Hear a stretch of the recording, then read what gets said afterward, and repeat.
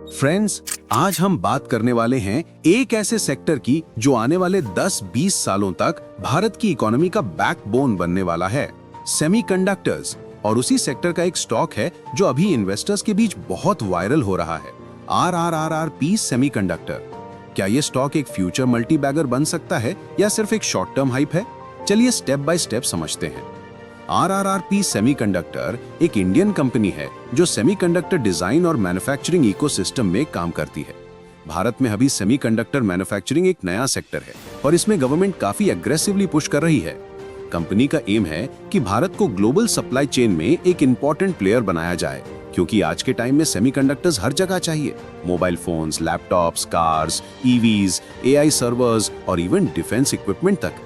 अब सवाल है, RRRP सेमीकंडक्टर का बिजनेस मॉडल क्या है?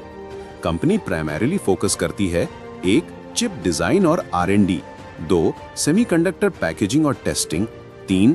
इंपोर्ट सब्स्टिट्यूशन, यानी जो चिप्स अभी चाइना, ताइवान और कोरिया से आते हैं उनको भारत में बनाकर सप्लाई करना। यानी RRRP सेमीकंडक्टर एक मेक इन इंडिया स्टोरी है जो हाई ग्रोथ सेक्टर में डायरेक्टली लिंक्ड है। अब बात करते हैं नंबर्स की, जो इन्वेस्टर्स के लिए सबसे इंपॉर्टेंट होते हैं। RRRP सेमीकंडक्टर अभी एक रिलेटिवली स्मॉल कैप कंपनी है। रेवेन्यू अभी शुरुआती स्टेज में है, लेकिन ग्रोथ रेट 40% CAGR तक रिपोर्ट किया जा रहा है। नेट प्रॉफिट अभी सस्टेनेबल लेवल पे नहीं आया है, क्योंकि R&D और कैपेक्स यानी मैन्युफैक्चरिंग प्लांट सेटअप में हैवी इन्वेस्टमेंट चल रहा है। ये वही फेज है जो हमेशा हाई ग्रोथ कंपनीज के साथ होता है, पहले लॉसेज, फिर स्केल और फिर प्रॉफिटेबिलिटी। आपको याद होगा कि भारत में अभी $10 बिलियन के सेमीकंडक्टर इंसेंटिव स्कीम लॉन्च की गई है गवर्नमेंट के तरफ से।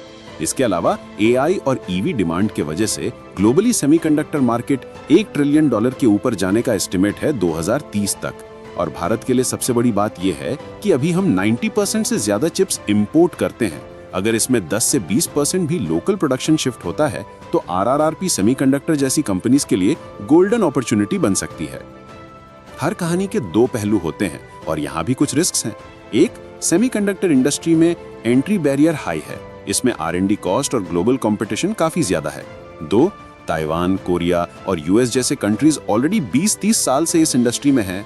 3, अगर गवर्नमेंट सब्सिडी डिले हो गई या एग्जीक्यूशन स्लो हुआ तो RRRP सेमीकंडक्टर को प्रेशर आ सकता है। यानी इन्वेस्टर को इस स्टॉक को एक लॉन्ग टर्म बेट की तरह देखना होगा, क्विक रिटर्न्स के लिए नहीं। अभी RRRP सेमीकंडक्टर का वैल्यूएशन प्रीमियम लग सकता है, क्योंकि स्टॉक प्राइस में हाइप ऑलरेडी आ गया है, लेकिन ग्रोथ पोटेंशियल देखते हुए लोग इसको एक फ्यूचर थीमेटिक प्ले मान रहे हैं। आपको इसमें एंट्री सिर्फ तब करनी चाहिए जब आपका इन्वेस्टमेंट होराइजन 5 से 10 साल का हो और आप high risk high reward sector में बेट करने को रेडी हो।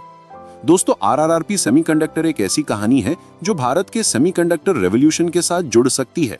अगर एग्जीक्यूशन सही होता है तो ये एक फ्यूचर वेल्थ क्रिएटर बन सकता है, लेकिन फिलहाल ये एक रिस्की बेट भी है जिसमें पेशेंस और लॉन्ग टर्म विजन दोनों चाहिए। तो आपको क्या लगता है, RRRP सेमीकंडक्टर एक फ्यूचर मल्टी बैगर है या सिर्फ एक हाइप है? कमेंट में अपना ओपिनियन जरूर शेयर कीजिए और वीडियो पसंद आए तो लाइक एंड सब्सक्राइब करना न भूलिए।